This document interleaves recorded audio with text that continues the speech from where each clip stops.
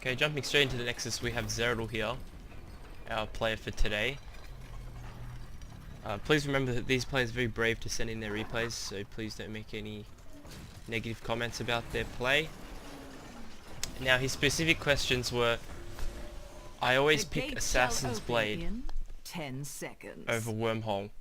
What do you think about that? And his second question was, 4, am I making 3, big mistakes? 2, So we'll hop straight into this game, no delay, and we'll point out some plays that could have been fixed up. Okay, now do remember that this is a solo queue game in Zeradal, so most of the team aspects towards objective control will not be talked about this episode, but hopefully if I get more replays that involve 4 or 5 stacks, I can talk about what you should do at that specific moment in time. So now we can see the first night is one of the most important nights because you want to aim to get that Terra ASAP. So we can see going for the small camps with Zero and Nova, which is very smart. We can see the top side grouping to take the small ones as Madan manages to get his hands on this camp but then gets pushed off. So if we look at Zeradal right now, he's at the bottom side and he should kill this Sagara, which he does. Yep. Another thing I'd like to point out against versing Zagaras is creep. Now creep is very important to clear because it gives her move speed, regen, and it's just impossible to fight over creep. Versing a Zagara early game, you just can't fight on creep. You should compare the value of clearing creep to the equivalent of clearing one of the Terra's plants that destroy turrets. It's that important. So you could either tell Rhaegar to start lightning shielding them to clear them fast, or you can even get yourself on them with your Qs. It's not very hard. Once you've started to clear the creep, it becomes much easier because you'll know exactly where they are. So continuing with our play here, we can see the top side grabbing this top Terra, and we can, if we look at the count on seeds, we can see them going up. So we can obviously tell that there's at least a few players up top because no one else is showing on the map.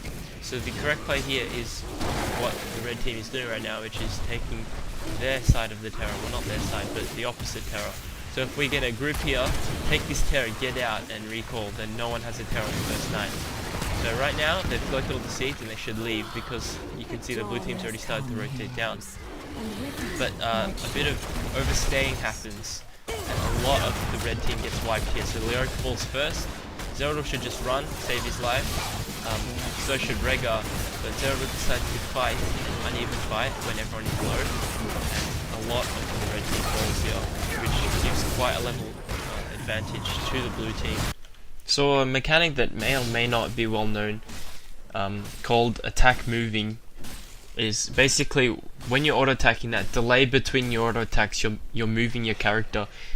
It's very strong on melee assassins because you can keep up with the target you're hitting. I'm going to showcase a moment here where he could use it very well. So you can see that he goes for the pick on Valor here by blowing his abilities, and then every time he auto attacks he's not moving with Valor, so Valor is able to gain much distance on him and he can't get that kill which could have won him the fight. It's small things that can actually affect the fights. So I'll just jump into a game here and I'll briefly describe how to use attack move and you can easily practice it.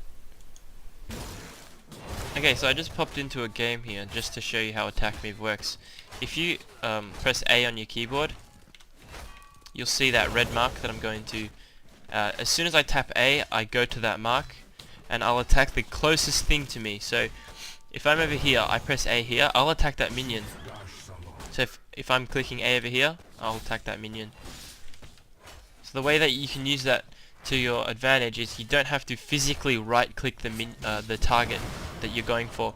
So if I'm gonna attack someone like a minion, every time I have an auto attack cooldown, I can move and then click A again. So I want to right click, move, A, right click, move, A, right click, move, A.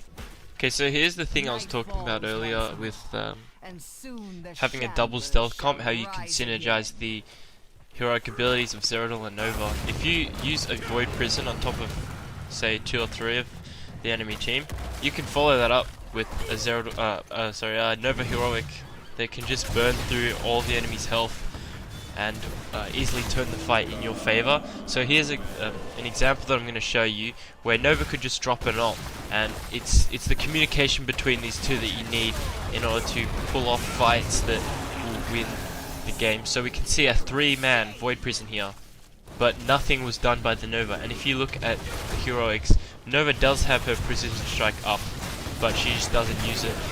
Eventually Zerodol gets caught, dies, and it's a 2 for 1. Okay, so to answer that question about which level 13 talent you should take on Zerodol, if you think about Assassin's Blade, it's giving you basic attack damage for 5 seconds when you break your cloak, and 10% increased move speed while stealthed. If this talent was in the early game, it'd be extremely strong, and I'm sure it'd be picked every time, but since it's in the late game, you're already trying to hit the squishies and not the tanks. So in this situation here, you already have 2 stealth assassins, and your job is to assassinate their assassins.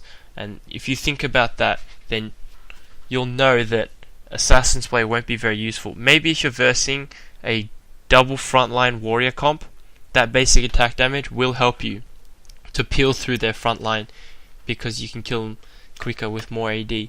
Another thing to consider when taking Assassin's Blade is your first talent. If you take Seasoned Marksman, this percentage on Assassin's Blade will be much bigger. Since he took Regen Master here, this Assassin's Blade is fairly useless in this situation. So Wormhole would have been the much better pick. And what Wormhole does is, when you blink, if you reactivate your blink, you can return to where you were originally. So that's kind of what you want in this situation. You want to blink in, blow all your abilities on Valor, blink out. You can get Nova to finish her off. You can get Azmodan to throw a Q on them. Leora can even finish them off with the March. It's just what you think you need in that specific situation. But in the end, Zerodol's team pulls out on top because they outplay their opponents, and a very good job by Zerodol and his teammates. So hope you guys like this. Subscribe, and next one's coming soon, so stay tuned.